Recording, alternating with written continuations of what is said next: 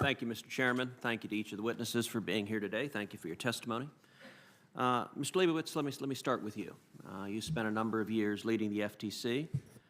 Just today, the FTC announced a task force directed at high-tech giants, directed at both antitrust issues and consumer protection issues in the tech sector.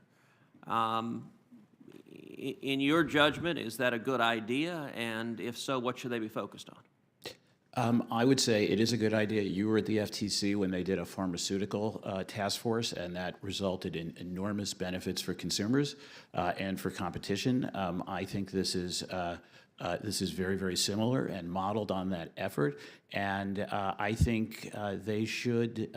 Well, I'll let the current FTC figure out what they want to do. But I think this is a great announcement, and I think they should use all of the authority of their agency to see whether there's any anti-competitive behavior in tech companies. I assume that's what they're doing. One issue that I've been very concerned about, and that I've found Texans and people across the country are concerned about, is big tech using its power to engage in political censorship, to silence voices with which they disagree and to amplify voices with which they agree. To what extent, and I'm going to ask this just to any of the witnesses in the panel who care to respond, to what extent do you consider that to be problematic? And if so, what are the remedies to it? I'll jump in here, Senator, if that's all right.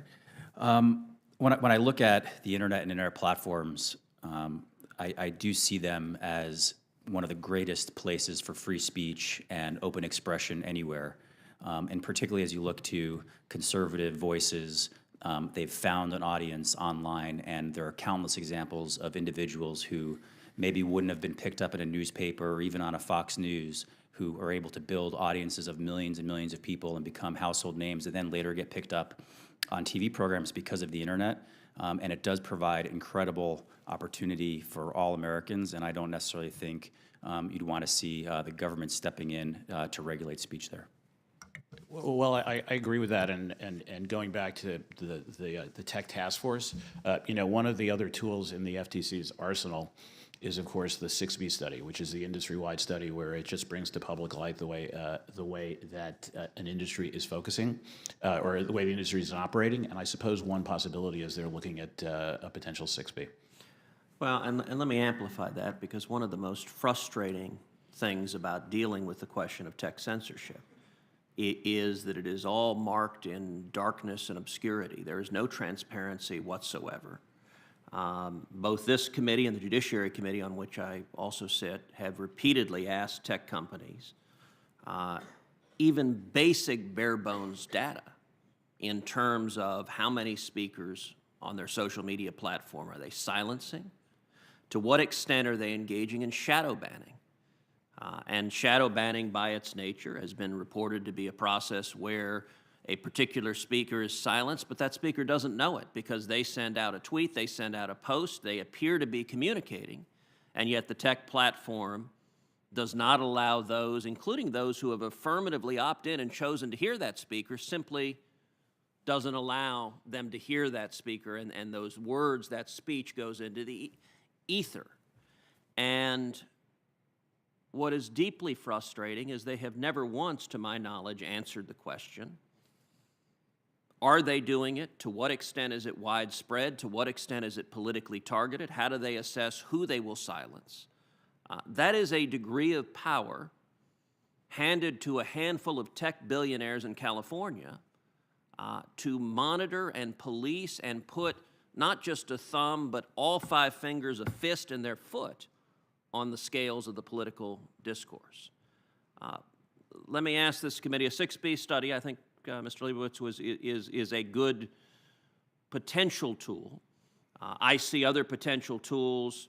I think the Department of Justice ought to be looking at this question very closely. But let me ask the panel, if the objective is more transparency, knowing what, in fact, the tech companies are doing and to what extent they are engaged in active, systematic, deliberate bias censorship, what tools does Congress have or the executive branch have to ensure more transparency?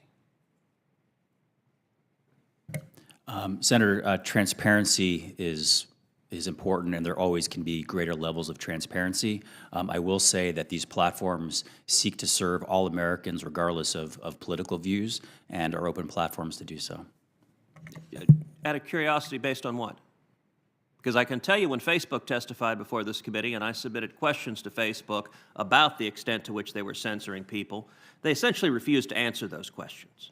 And I asked Mr. Zuckerberg before this committee if Facebook had ever once silenced people on the left or if it was only people on the right.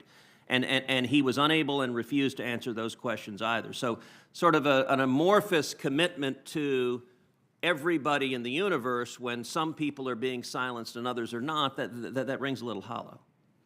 Each platform has a different set of community standards that perhaps we could do a better job of making it more clear and more transparent in what they are, and certainly mistakes are made sometimes with voices on the right, but mistakes are often made with voices on the left. Can you give an example? Not off the top of my head, but I'd be nobody else can either. That's the lack of transparency right there, and one debates these issues using anecdotes. Anecdotes are not a very good way to debate an issue, but the reason you're forced to use anecdotes is because there are no data, there is no evidence, there are no objective numbers because of the lack of transparency. Thank you.